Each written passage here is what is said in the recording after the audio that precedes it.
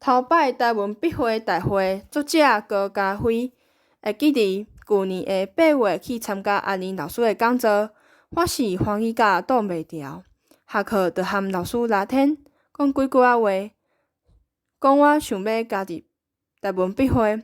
伫10月时，我就变成正式的会员啊，实在有够痛的。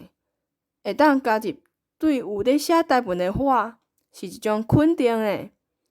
到今年的1月份，我参加台文笔会会员大会，心内有够紧张嘛有期待，整暝困拢袂去，一直在想这件欢喜代。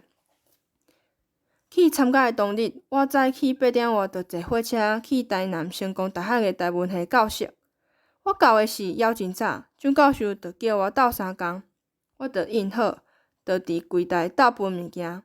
要开始进前，阿玲老师带我熟悉大家先拜，我逐个拢甲称呼老师，安尼就无毋对。我在想，逐个前辈拢是我爱学习的对象。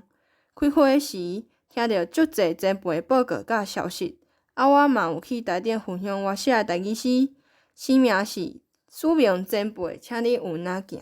有老师讲伊听了足感动的，安尼我写了就有价值啊。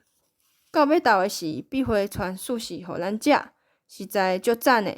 我感觉台文笔会是一个温暖的大家庭。